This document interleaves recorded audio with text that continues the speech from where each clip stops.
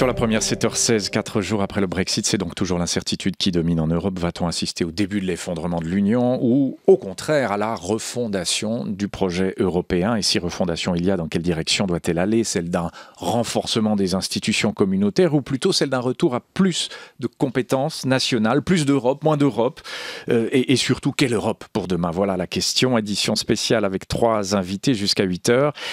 À Paris, Jean-Marie Cavada, bonjour. Comment allez-vous? Bien, et vous, merci d'être avec nous, Jean-Marie Cavada. Je vous en prie. Jusqu'à 8h, eurodéputé, président du Mouvement européen France. Didier Cossin, ici à Lausanne, bonjour aussi à vous. Bonjour Simon. Fondateur et directeur du centre de gouvernance de l'IMD. On attend encore du côté de Paris Yves Bertoncini qui est Il est là. Bonjour. Il est arrivé. Je suis bien bonjour. Là. Merci Yves Bertoncini, directeur de l'Institut Jacques Delors. On va essayer de se stimuler un peu les neurones, voilà, pour Quelle violence le matin. Oui, et c'est comme ça, jusqu'à 8h. On a 3 quarts d'heure pour le faire, avec une petite coupure vers 7h30 pour l'actualité, mais peut-être quand même avec 3 jours de recul. J'ai envie de faire un petit tour de table, 3 jours de recul après ce choc de vendredi matin, ce choc du Brexit, avant de parler refondation. La victoire du Brexit, qu'est-ce que c'est? Est-ce que c'est la force du Royaume-Uni qui s'est dit on va s'en sortir tout seul, ou est-ce que c'est plutôt la faiblesse des partenaires, le silence de la France, de l'Allemagne, des autres pays fondateurs, des institutions, de tous ceux qui étaient censés apporter leur pierre à l'édifice? Qu'est-ce que c'est la victoire du Brexit, Jean-Marie Cavada? Depuis maintenant une vingtaine d'années, la politique au sens plein du terme, c'est-à-dire large, de diriger des pays et un continent, a déserté les institutions européennes. Le départ de Delors de la Commission, le retrait de la vie politique du chancelier Kohl qui le soutenait et de Mitterrand qui le soutenait, ont créé un vide parce que ces 2 pays étaient moteurs et que le président de la Commission était un homme profondément européen, c'est-à-dire qui pensait que l'intérêt communautaire devait de temps en temps froisser les intérêts et ce qu'on appelle méchamment, bêtement, sottement, la souveraineté nationale. Et en réalité, on s'est dirigé vers un système de plus de normes, je dirais de petites politiques que la technocratie s'est empressée d'occuper. Et le résultat, c'est que petit à petit, les peuples se sont sentis délaissés, éloignés, parce que qu'est-ce qu'on attend de l'Europe, surtout dans le monde actuel?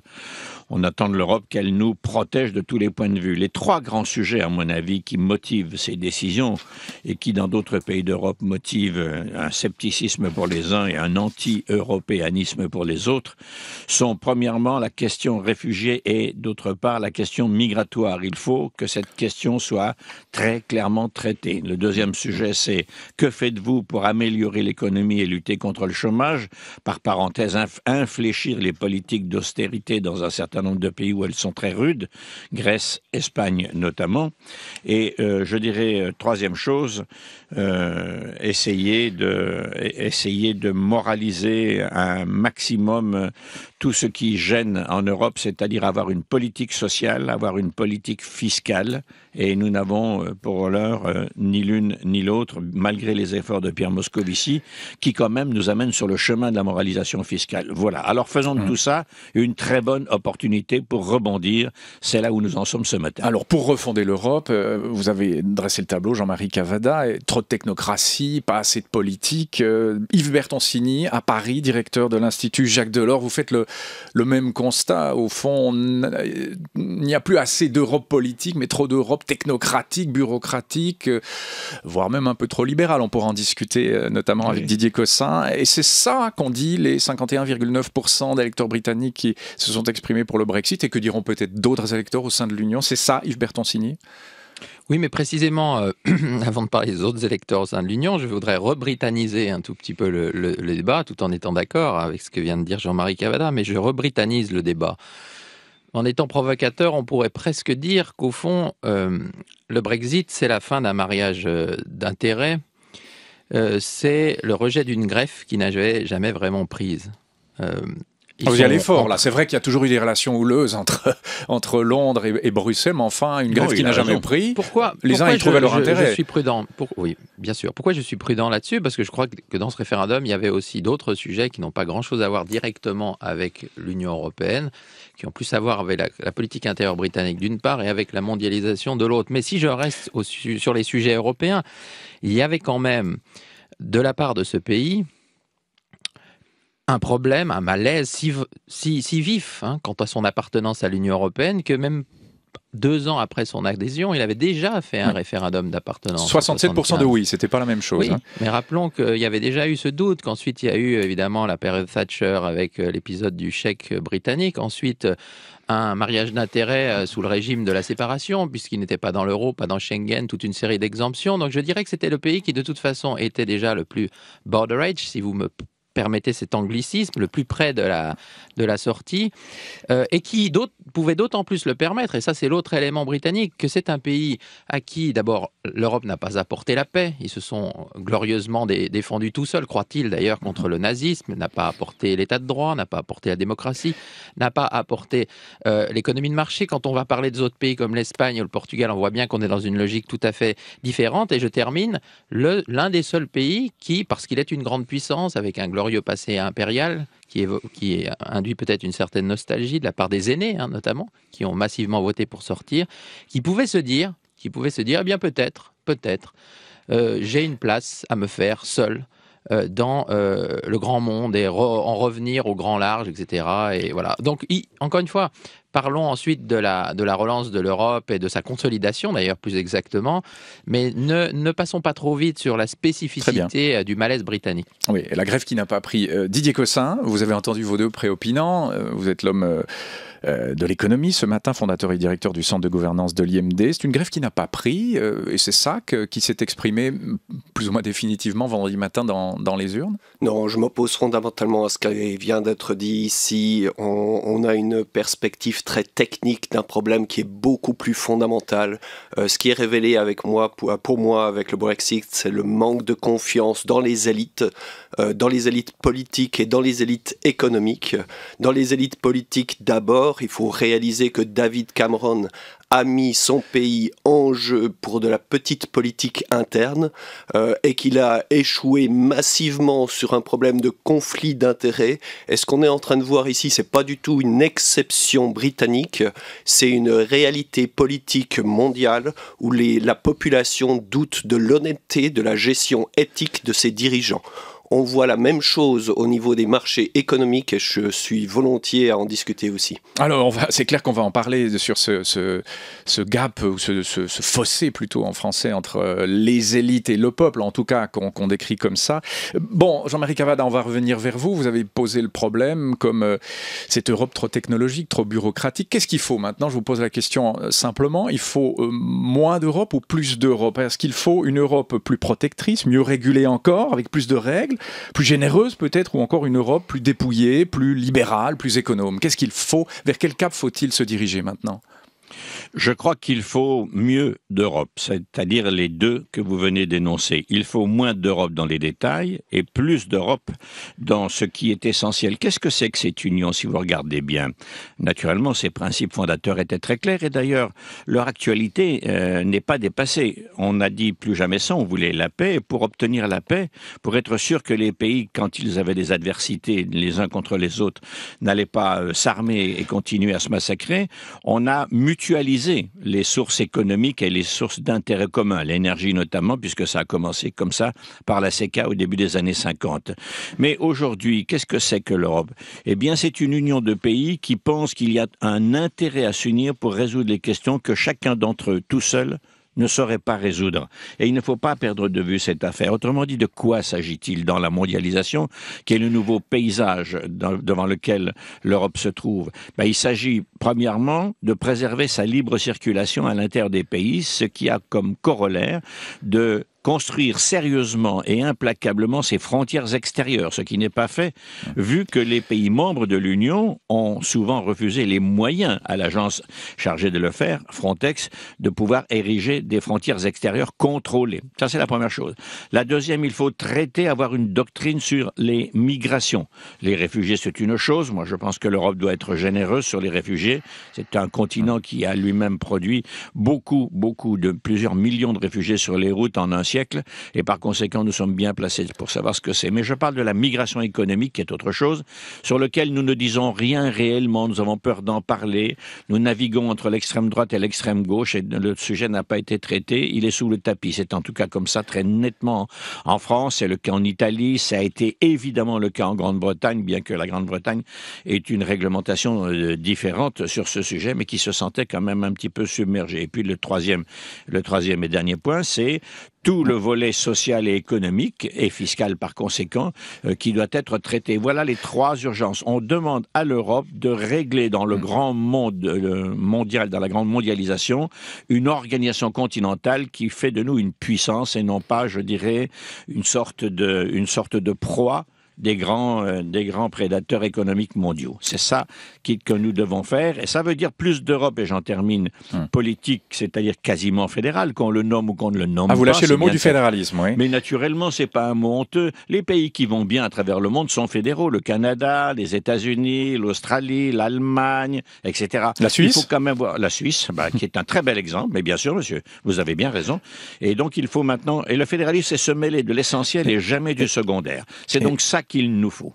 Justement, oui, là on aborde aussi un point central, Yves Bertoncini, pour rebondir sur les propos de Didier Cossin, qui parlait de ce fossé croissant entre élite et peuple. Comment rendre aux citoyens européens le sentiment de souveraineté qui semble leur manquer aujourd'hui, en tout cas qui a été exprimé dans les urnes vendredi par les électeurs britanniques? Est-ce qu'il faut, par exemple, une Europe à plusieurs cercles? Oui, certainement. Ça sera toujours d'ailleurs un peu compliqué de laisser accroire aux citoyens d'un grand ensemble qu'ils sont parfaitement souverains vis-à-vis d'une entité, Bruxelles, perçue comme lointaine.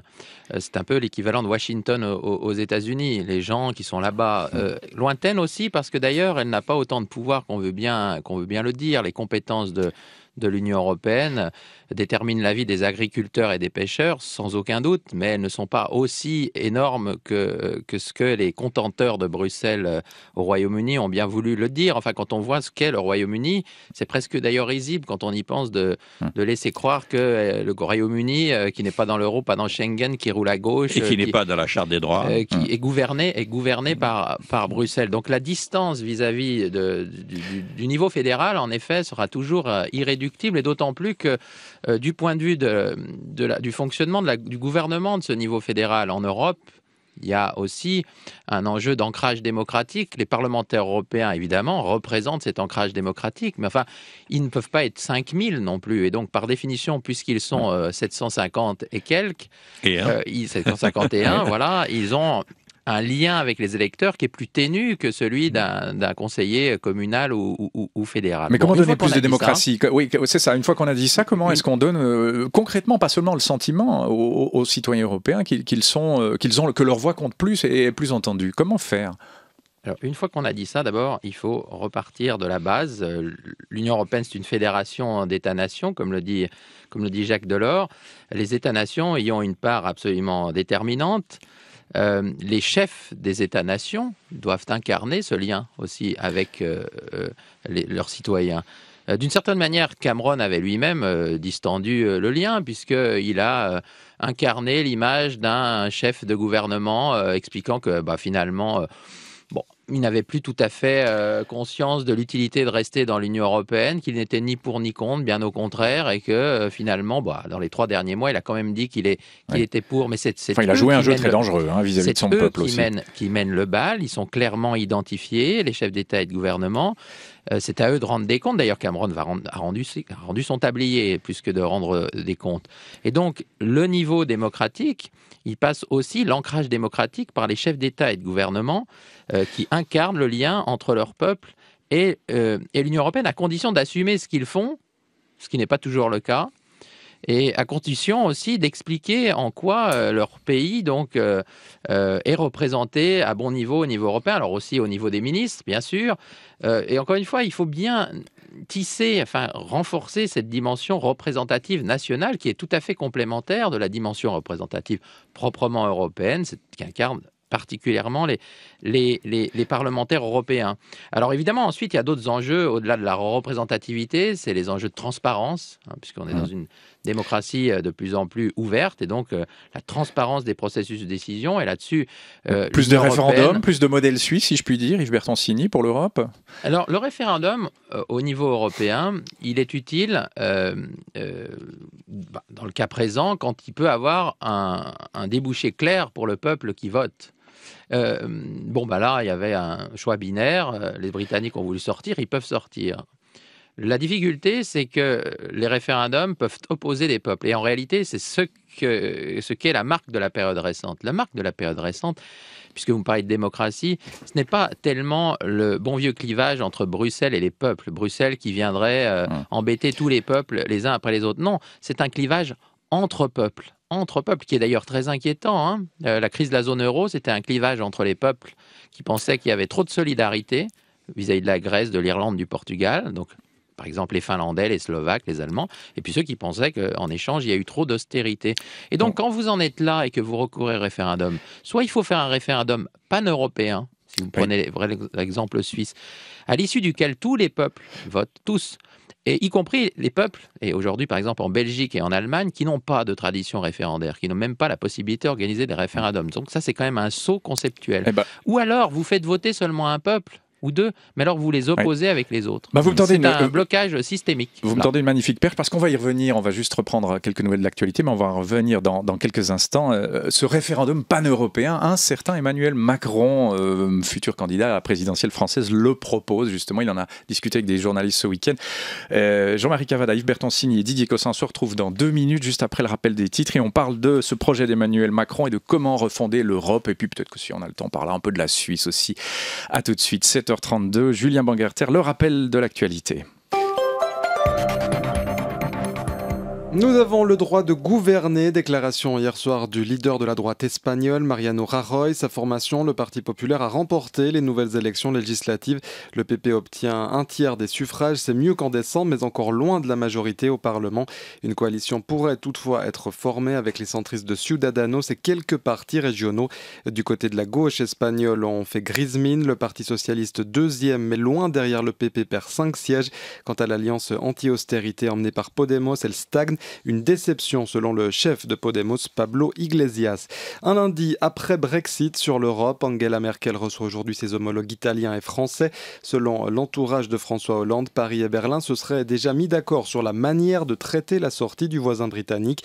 À Londres, le ministre des Finances, George Osborne, va présenter ce matin des mesures économiques liées à cette sortie de l'Union. Quant à l'Écosse, elle veut rester dans l'Union européenne. Sa première ministre Nicola Sturgeon juge hautement probable la tenue d'un nouveau scrutin sur l'indépendance écossaise. Depuis vendredi, cette indépendance est à nouveau en tête des sondages, une tendance qui inquiète Cameron Buchanan, ancien député conservateur du Parlement écossais.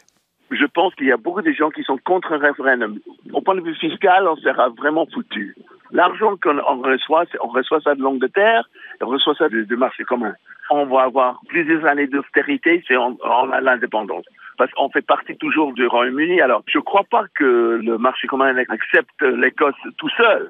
Et tout de suite aussi. Alors, il faut avoir 4 ou 5 ans d'attente. C'est pas sûr. C'est pas certain qu'ils vont accepter ça tout de suite. Et l'Écosse tout seul aussi, c'est un peu comme la Grèce. Il n'y a pas assez d'argent pour maintenir la stabilité. Un peu comme la Grèce. Il y aura une crise. Et aussi, une autre chose, si on reste dans le marché commun, on est obligé d'accepter l'euro. Et l'Écosse n'acceptera pas l'euro. Des propos recueillis par Valérie Eschler. En Italie, le chef de la 'Ndrangheta, la puissante mafia calabraise, a été arrêté hier matin par les carabiniers. En fuite depuis 1996, Ernesto Felizzari était caché dans une région reculée et montagneuse de Calabre. Il avait déjà été condamné par contumace à la prison à vie pour trafic de drogue et de nombreux autres crimes. Un attentat meurtrier au Liban. Au moins 6 personnes ont été tuées et 19 autres blessées ce matin lors d'attaques kamikazes dans un village proche de la frontière syrienne. C'est ce que rapporte ce matin la chaîne de télévision l'explosion du mouvement chiite libanais Hezbollah. Le Hezbollah qui combat en Syrie aux côtés du régime de Bachar el-Assad. Et puis un contre-pied qui va surprendre plus d'un fan de football. Lionel Messi, le quintuple Ballon d'Or, annonce ce matin qu'il met un terme à sa carrière internationale avec la sélection argentine. Déclaration surprise quelques minutes après avoir perdu avec cette même Argentine la finale de la Copa América face au Chili. Lionel Messi a raté son penalty lors de la séance de tir au but fatidique.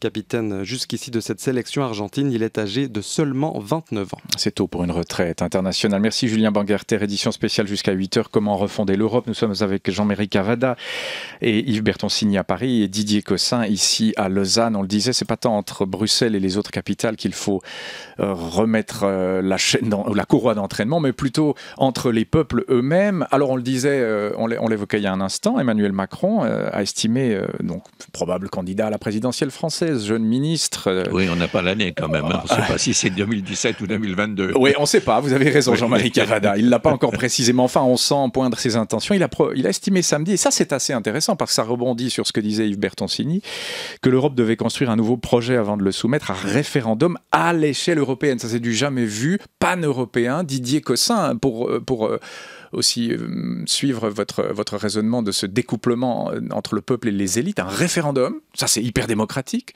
pan-européen, tout le monde consulté en même temps. Est-ce que c'est une bonne idée de la part du jeune ministre français Didier Cossin? Alors il y a peut-être un objectif de politique interne qui nous ramène un petit peu à l'histoire de Cameron. Je ne veux pas trop commenter là-dessus. C'est une évidence qu'un référendum est la manière la plus paisible de dépasser l'aveuglement technocrate qu'on voit dans les élites économiques et dans les élites politiques. Que décrivait très bien Jean-Marie Cavada, la technocratie au pouvoir. Oui. Voilà, mais qu'on a dans le discours qu'on a ce matin aussi, parce que ce qu'on entend ce matin, ce sont des explications relativement techniques à un problème simple. Le problème simple, c'est que la population aujourd'hui n'a pas confiance que les élites prennent soin de son bien-être. Et je crois que c'est une évidence aujourd'hui que l'Europe ne se fait pas forcément pour le bien-être de la population. Et après, on peut parler d'excuses, d'immigration, etc. Mais la vraie réalité aujourd'hui, c'est que les gens sont en souffrance économique, le bien-être de la population n'est pas au plus élevé, et qu'il y a une collusion, contrairement au discours, il y a une collusion entre le système politique et le système économique. Et on a vu l'aveuglement du système économique. Je veux dire, les courbes de marché sont extraordinaires. On est à la radio, vous pouvez pas voir ça. Matin. Oui, ce sont des courbes qui plongent. Vous avez jusqu'au matin de vendredi une complète stabilité. Les marchés financiers sont persuadés que l'Angleterre va rester dans le système européen, et une énorme surprise sur le matin du vendredi, mais ici aussi sur le cours de l'or, pas seulement sur la livre sterling. Et donc ce que vous voyez, c'est vraiment des élites économiques qui sont prises complètement par surprise. Pourquoi? Parce qu'elles ont un conflit d'intérêts énorme. Et vous avez exactement la même chose dans le système politique. Et donc, je l'ai décrit avec Cameron, mais on le voit bien au-delà de Cameron. Et donc, il y a un besoin aujourd'hui pour une gestion éthique des choses, une gestion éthique de la politique et une gestion éthique des affaires. Et il y a aujourd'hui des grands acteurs économiques qui sont prêts à entrer dans cette gestion éthique, qui sont prêts à pousser les choses. Qui sont ces acteurs? Parce que je veux qui sont ces acteurs? Alors, typiquement des grands fonds de pension, parce que vous savez, les grands acteurs économiques aujourd'hui, c'est pas les capitalistes du 19e siècle, ce sont les ouvriers, ce sont ces gens qui votent et dont les fonds ont été kidnappés quelque part. Les fonds de pension qui se sont pas mal cassé la figure il y a 7 ou 8 ans en spéculant sur des crédits pourris, etc. Enfin, quand on entend fonds de pension, on a l'esprit qui s'échauffe un peu. Et ça, c'est l'argent de la population. C'est l'argent de la population. Et donc, les grands fonds de pension, pas tellement en Suisse d'ailleurs, mais notamment en Angleterre, qui se posent cette question-là.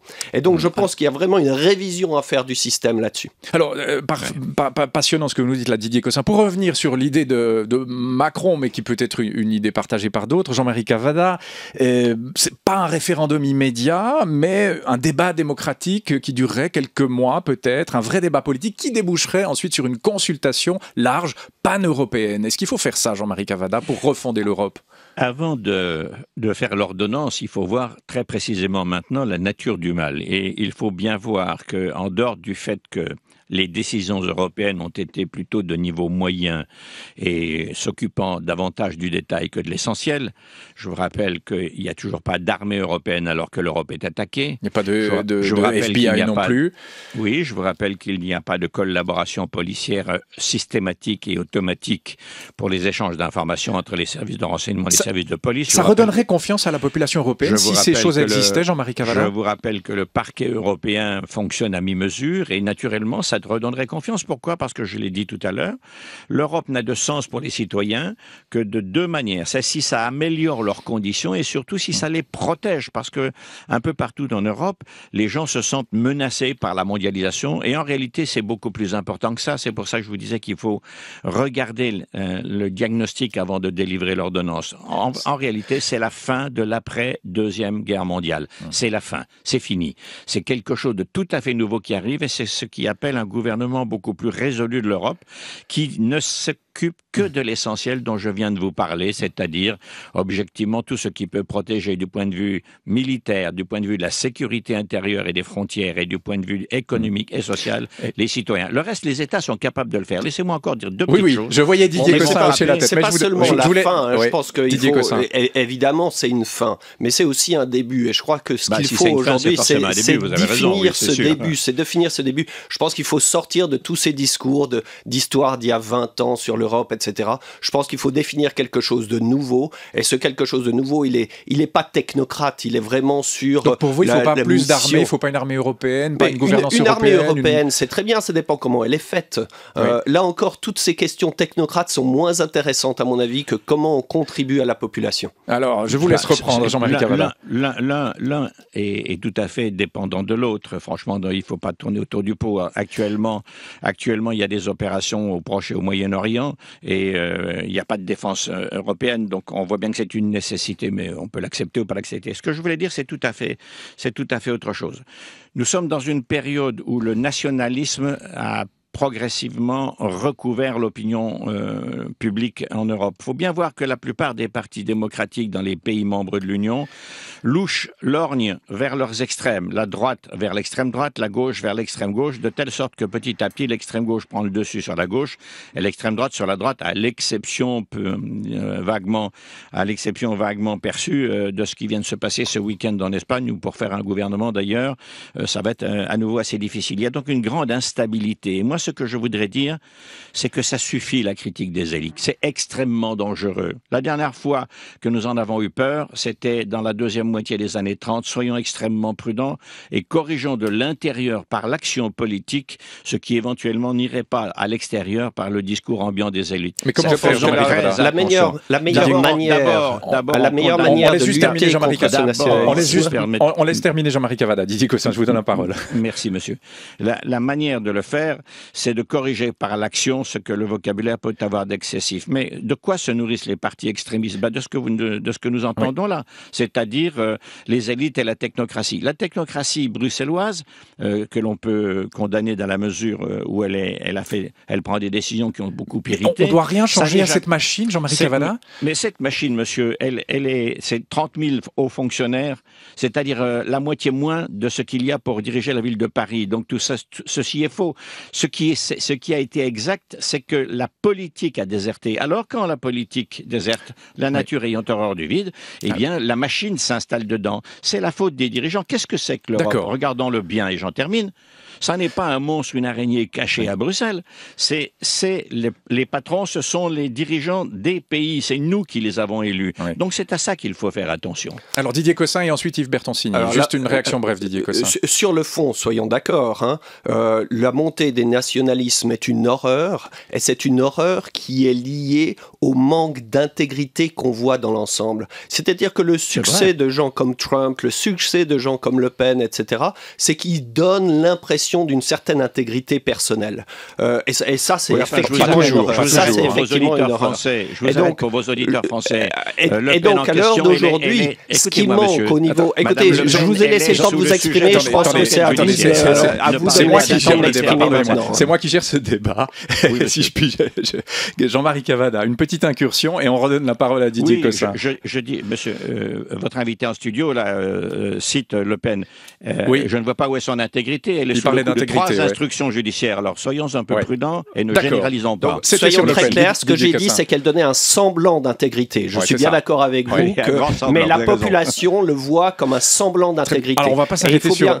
Et donc, ce qu'on fait aujourd'hui et ce qu'on voit au niveau des marchés de capitaux, c'est tout d'un coup un réveil et des gens qui disent il nous faut de l'intégrité sur la gestion de ces fonds. Il faut qu'on ajoute de la valeur à la société. Il faut qu'on gère les choses pour le long terme. Et je crois qu'il faut la même chose au niveau politique. Et donc, ce qu'on voit, c'est les grands fonds souverains, le fonds souverain de Singapour, les grands fonds souverains. On voit les grands fonds de pension qui disent il faut redéfinir le jeu de ce côté-là. Le système économique aujourd'hui est menacé et il est menacé par le manque d'intégrité, les conflits d'intérêts qu'on voit à travers le monde. Yves Bertoncini, parce qu'il faut que vous ayez la parole quand même dans ce débat qui s'est installé entre messieurs Cavada et Cossin. Est-ce que le Brexit ou cette faillite-là n'est pas aussi l'échec historique du capitalisme de marché dur, des banquiers centraux, des politiques aussi, on le disait, en passant par la finance et les milieux économiques dominants? Faillite du capitalisme dur, c'est aussi cela qu'il faut refonder, Yves Bertoncini?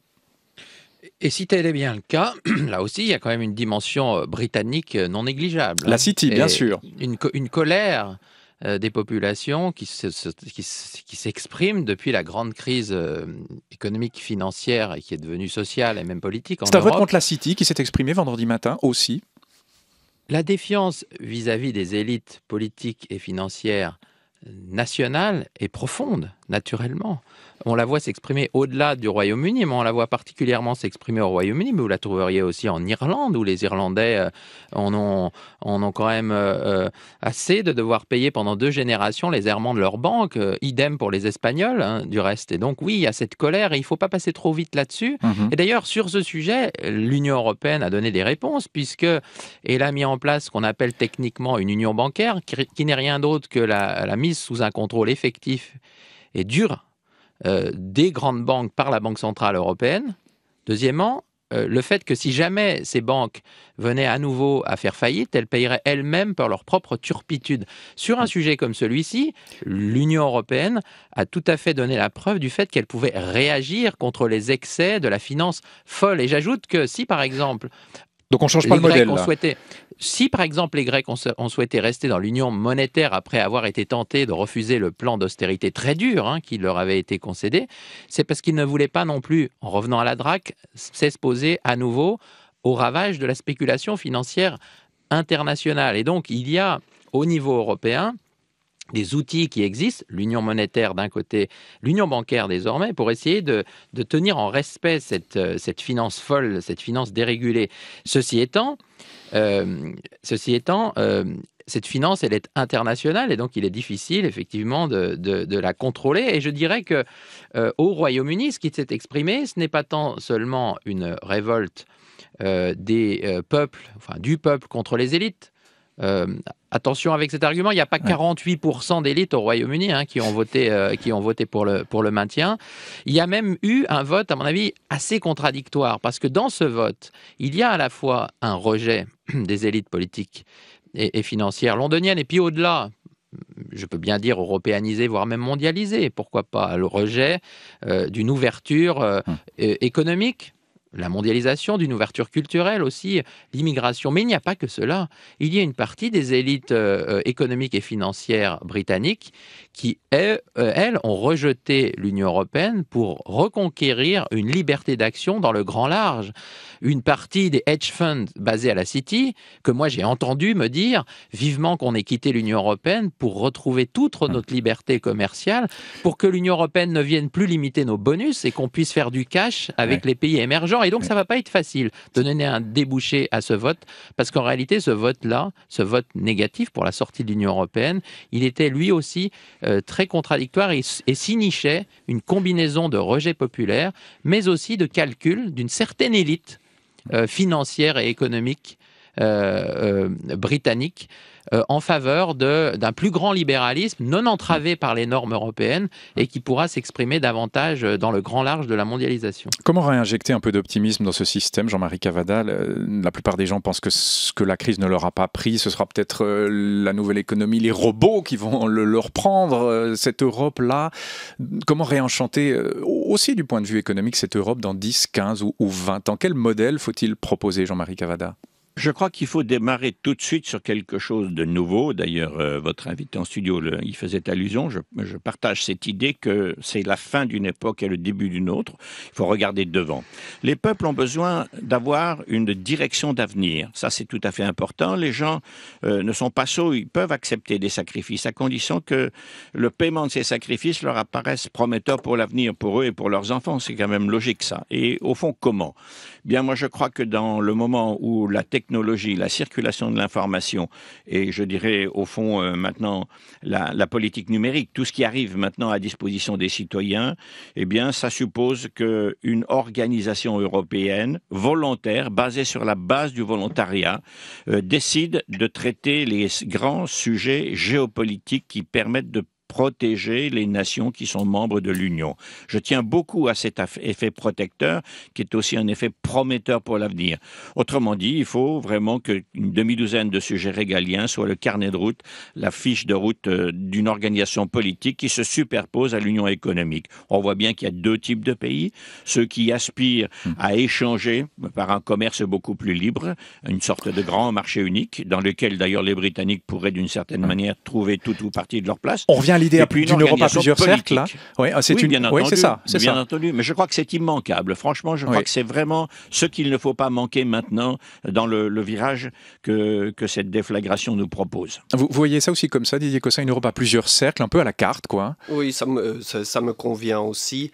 Mais je vois plus que cela, parce que je travaille avec les dirigeants à travers le monde, dirigeants économiques, dirigeants politiques, et je pense qu'il faut aussi établir un bilan, une image claire des conflits d'intérêts qu'on a eus à travers les dernières années. Si vous voulez, si on pense au monde du sport, par exemple, je crois que tout le monde aujourd'hui, et c'est une évidence, il faut avoir une image claire des conflits d'intérêts pour pouvoir résoudre les choses. Et je suis désolé, mais je le vois quotidiennement. On a des conflits d'intérêts de ce type-là, au niveau politique, au niveau économique, avec des gens qui ont leurs propres intéressements.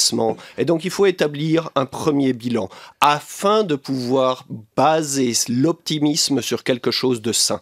Et à partir de là, je pense qu'il faut penser le partage social du bien-être. Vous avez fait référence à la robotisation. J'étais invité à une grande usine en Allemagne, 1,5 km de long, gérée par 5 ouvriers. 5 ouvriers sur une usine qui est une des plus grosses productions mondiales avec 1,5 km de long. Et donc, il y a forcément une réinvention du partage social du travail, du partage social du bien-être. Vous pensez que Bruxelles est bien profilée sur ça? Eh bien, justement, il faudrait un petit peu nous inspirer. Et je pense que Bruxelles oui, je crois que Bruxelles a un niveau d'intelligence qui peut nous amener des choses originales qu'on ne peut pas forcément faire à une échelle nationale. Et avoir un peu une inspiration de ce côté-là. Mais d'abord, un bilan des conflits d'intérêts. Yves Bertoncini, mieux penser et profiler le partage social. On avait l'exemple de cette immense entreprise avec 5 personnes seulement qui la font fonctionner. Est-ce que Bruxelles est préparée à cela?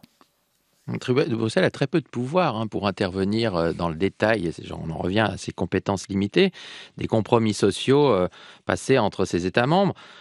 Ou à l'intérieur, plus exactement, de ces États membres. Les Suédois ont une tradition en la matière qui diffère, par exemple, de la tradition britannique ou encore de la tradition polonaise. Donc, simplement, où la question est reposée différemment, c'est si on regarde davantage le monde. Voilà. Je crois que la clé, c'est ça. Et là-dessus, moi, je serais un tout petit peu plus pondéré parce qu'au fond, la question qui est posée aux Européens aujourd'hui, c'est s'ils veulent, alors qu'ils ne représentent plus que 7% de la population mondiale, et donc bientôt 6%, puisque le Royaume-Uni est appelé à nous quitter. On va perdre un point, s'ils veulent continuer à se quereller, comme dans un village gaulois, pardonnez-moi cette expression française, ou alors s'ils veulent davantage regarder le monde et voir un peu mieux d'ailleurs ce qui les rassemble et comment ils peuvent utiliser leur union. Mais qu'est-ce qui les rassemble? C'est quoi la définition? définition de l'Europe. Eh De bien, quoi c'est l'Europe quoi est-elle le nom aujourd'hui? Je vais citer mon président d'honneur, Pascal Lamy, qui connaît bien la Confédération helvétique. Il dit toujours qu'il y a un modèle européen de développement, si on veut bien se donner la peine de le regarder. Et il est suisse. Si on le compare avec la Chine d'un côté, avec les États-Unis de l'autre, il y a un essai de concilier l'efficacité économique, oui bien sûr, mais aussi la cohésion sociale, mais aussi la protection de l'environnement, et tout ça dans un cadre démocratique, uni dans la diversité, ce qui ajoute à la difficulté, l'union dans la diversité. L'union dans la diversité à 28, avec tout le respect pour la Suisse, c'est encore plus difficile que la confédération de cantons et de communautés. Avec une Europe à la carte, on peut y arriver, non? Oui, alors il y a deux choses. Évidemment qu'on peut essayer d'organiser un tout petit peu mieux la diversité. L'union de la diversité, c'est la traduction philosophique de la Fédération d'États-nations de Jacques Delors, ou réciproquement. Mais il faut d'abord insister sur l'unité. L'unité, elle se voit quand on regarde le monde, elle se voit davantage. Et quand on parle de conflits d'intérêts, je suis tout à fait convaincu qu'il faut y mettre un terme et les combattre. Si on regarde la situation chinoise d'un côté, américaine de l'autre, on voit que l'Europe est plutôt en avance, à mon avis, sur ce registre. Et ensuite, il y a un deuxième élément. Premièrement, donc, cette fierté quand même d'être européen, d'avoir un modèle à défendre et à promouvoir dans la mondialisation. Deuxième point, et ça, Jean-Marie Cavada en a déjà beaucoup parlé, à quoi sert cette union ? À quoi sert cette union ? Elle sert, à mon avis, à nous permettre de mieux saisir les opportunités du monde, mais aussi à nous protéger des menaces qui sont de plus en plus lourdes, en effet, et à nos frontières. Et l'Europe, aujourd'hui, a ce grand défi, qui est un défi stratégique, de pouvoir, ne serait-ce que façonner son voisinage. Or, ce qui se passe en Russie, en Crimée, ce qui se passe en Syrie, ce qui se passe en Libye, mais à l'Europe, aujourd'hui, les Européens en sont effrayés parce qu'ils savent que seuls, du point de vue de leur État membre, mais même seuls, Union européenne, ils n'ont pas réellement les moyens d'avoir un contrôle sur la situation. Et ça, c'est une question clé, sans quoi, eh bien, effectivement, pour retrouver une forme de semblant de contrôle, il peut y avoir une tentation de repli national. Un dernier mot, puisqu'on évoquait la Suisse, le modèle suisse. Jean-Marie Cavada, que doit faire la Suisse aujourd'hui? Vous savez qu'elle est très embêtée avec Bruxelles, dû à ce vote d'il y a 2 ans sur la limitation de l'immigration de masse. Est-ce que la Suisse aura encore, je vous pose la question sans malice, aura encore l'oreille de Bruxelles ces prochaines semaines pour essayer de trouver une solution? Est-ce que véritablement là, Bruxelles n'en aura plus rien à faire de cette petite Suisse? Comment voyez-vous les choses, Jean-Marie Cavada? D'abord, je me garderais bien de donner des leçons à un pays qui fonctionne, de mon point de vue, mieux que le nôtre, c'est-à-dire vous, la Suisse. Et la deuxième chose que je veux dire, c'est que l'Union européenne ne peut pas ouvrir un front de méfiance ou, je dirais, presque un blocage avec un pays qui est si voisin, qui a presque l'air physiquement intégré.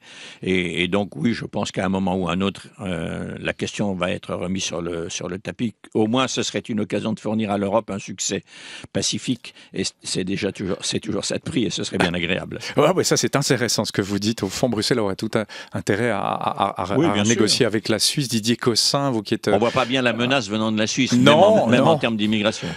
Exactement. Est-ce que ce serait dans l'intérêt de Bruxelles, contrairement à ce qui a peut-être été dit ces derniers jours, on a dit qu'elle n'aurait pas le temps, pas l'énergie, etc. Mais peut-être que Bruxelles devrait se tourner vers Berne pour essayer d'avoir un succès en cette année 2016 ou début 2017. Didier Cossin, qu'est-ce qu'il faudrait faire là?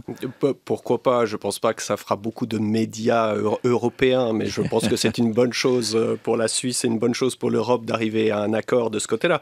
Mais je crois que ce qu'on peut apprécier en Suisse qui est vraiment européen, c'est une série de ces valeurs auxquelles vous faisiez référence plus tôt. Alors moi j'y mettrais la démocratie, j'y mettrais un sens de la justice et j'y mettrais aussi une gestion éthique des choses. Mais est-ce qu'on va pâtir de ce qui s'est passé ? Une gestion éthique pour le bien de la population. Gestion éthique pour le bien de la population. Est-ce qu'on va en pâtir en 20 secondes de ce qui s'est passé vendredi, nous en Suisse? On a tout vu, on a tout entendu, tout et son contraire sur le franc-suisse, sur l'intérêt de la Suisse. C'est une évidence, nous allons en pâtir et l'Europe va en pâtir parce que l'économie va en souffrir et la crédibilité politique des élites va en souffrir. Donc il n'y a aucun doute que la Suisse, qui est tellement insérée en Europe, va en souffrir aussi. Merci infiniment à tous les trois. Voilà de quoi alimenter la réflexion. Merci. Vous étiez à Paris. Jean-Marie Cavada, eurodéputé, président du Mouvement européen France. Merci à vous. Yves Bertoncini, directeur de l'Institut Jacques Delors. Et ici à Lausanne, Didier Cossin, fondateur et directeur du Centre de gouvernance de l'IMD. Voilà pour l'Europe